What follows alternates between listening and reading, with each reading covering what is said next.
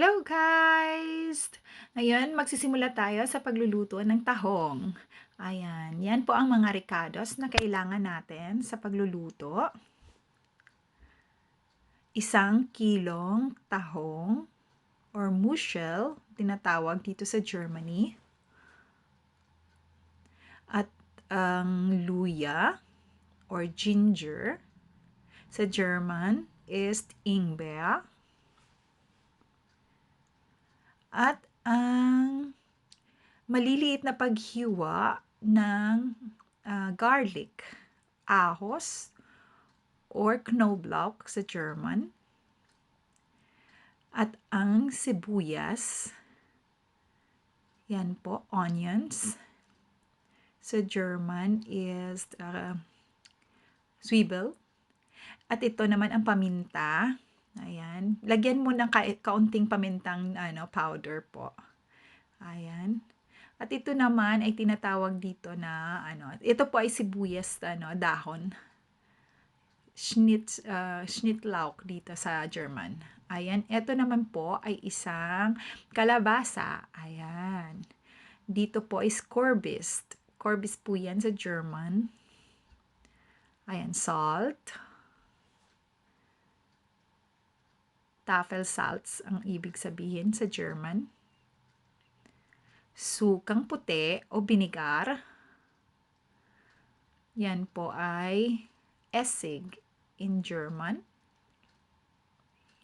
Coconut milk.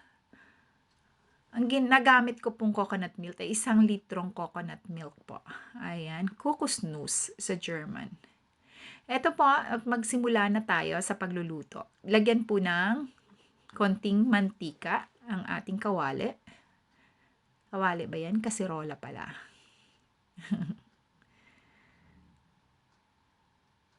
Tapos, ayan, gigisahin po natin ang ating mga ricados.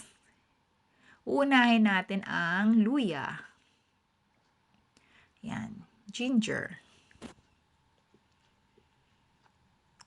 Tapos po, wag niyo pong tustahin ng maigi ha. Kailangan lang po siya mag-konting brownish, yung luya. Yung konting lang siya, magisa. Wag po siyang, wag siyang i-overcook para hindi po masisira ang lasa ng ating pagkain. Tapos isusunod natin ang sibuyas, onion. Ayan, gisahin lang po ng konti para lang po siya, yung lasa niya is pupunta doon sa mantika. Ayan. Ingatan po ang paggisa. Kailangan po na hindi po siya masunog yung ating mga ricados para yung lasa hindi po, kasi lalagyan natin siya ng coconut milk. So pag nasunog kasi yung natin ricados is pupunta yung lasa doon sa ating cocos milk or coconut milk. Gawin lang natin siya na magiging brownish ang kulay po niya.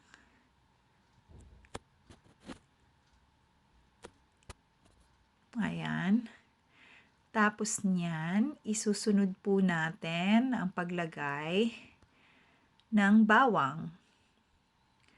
Yung bawang natin, kailangan nakachop siya ng maliliit. Ayan, para po siya. Crunchy po siya konti pag natin, na igisa. Ayan.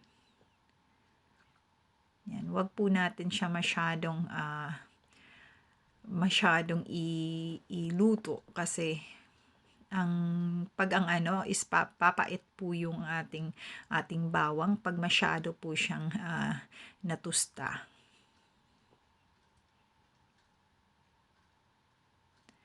Ayan, ang susunod natin is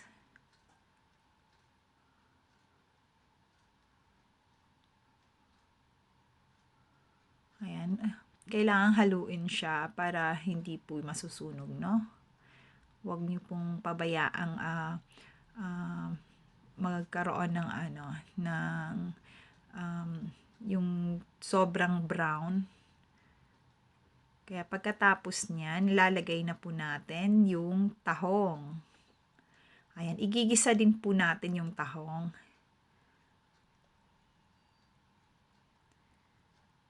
Ayan. Kinamay ko siya kasi yung extra water kasi nasa loob ng tahong. Ayan, kailangan po siyang tanggalin yung tubig.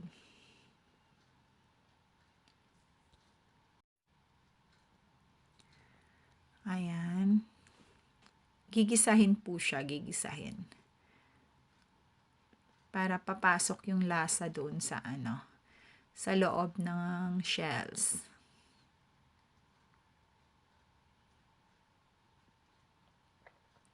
Pagkatapos po niyan is ayan, paanuhin konti para maluto muna yung yung shell. Ayan, pagkatapos niyan is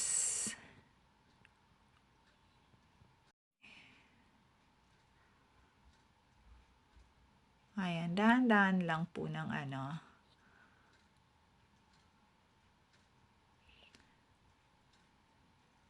o, di ba? Sa Pilipinas marami tayong mabibiling shell. Kahit hindi po tahong or yung mga clams. Ayan, pwede natin lutuin na ganyan. Kasi ang lulutuin natin is yung may gata, di ba? Tahong na may gata. Ginataang tahong. Ayan. Tapos niyan is tatakpan natin. Tatakpan natin siya sandali. Tapos mga ilang minuto yan. Let's see, mga 3 minutes yan siya na tinakpan. Tapos ulit mix up. Tapos ilagay natin yung kurbis or kalabasa. Ayan, yung yellow na kalabasa. Masarap siya, matamis. Dito sa Deutschland, ginagamit namin na kalabasa is Hokkaido. Ayan. Lagyan ng paminta. At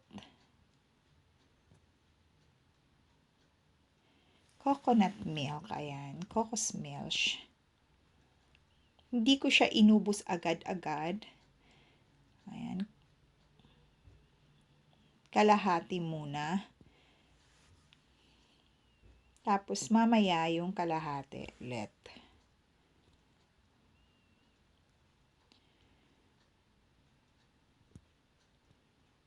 Ayan. Hayaan muna natin yan siyang kumulo.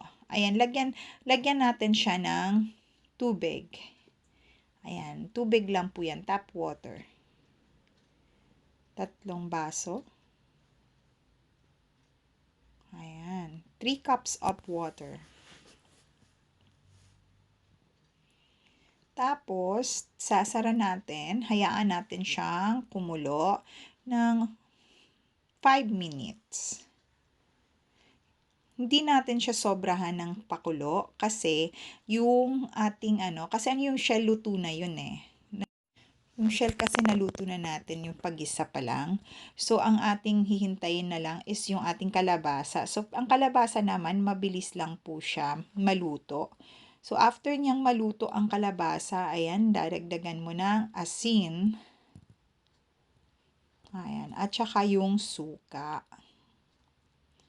Hayaan po ang suka na maluto, para hindi po papait yung ating sabaw.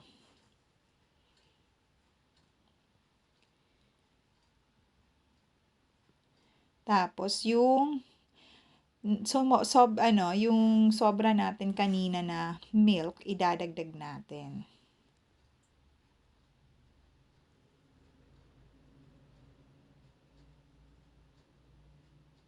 Ayan. imimix lang natin yan. Yung sibuyas dahon, ayan, nilagay ko na po yan. Tapos, yun po yung dahon dyan na mahaba.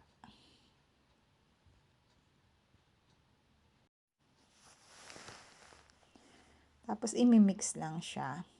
Tapos, ulit, pakuluan.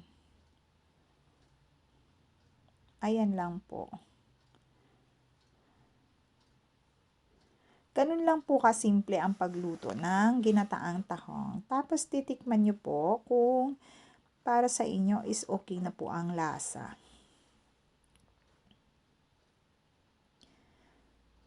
Ayan, nilalagyan yan siya natin ng suka dahil para alam mo naman yung shell is meron silang langsa para ding isda. Kaya nilalagyan siya ng konti lang suka, konting-konting suka para po maalis yung langsa. Ayan, tinakpan natin tapos pinakuluan ulit. Tapos ayan, pag nakita na natin naluto na yung kalabasa at saka yung gata, ayan, okay na po siya.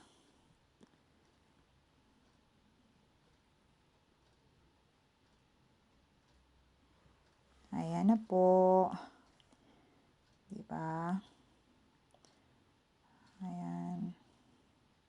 Luto na po ang ating ginataang tahong.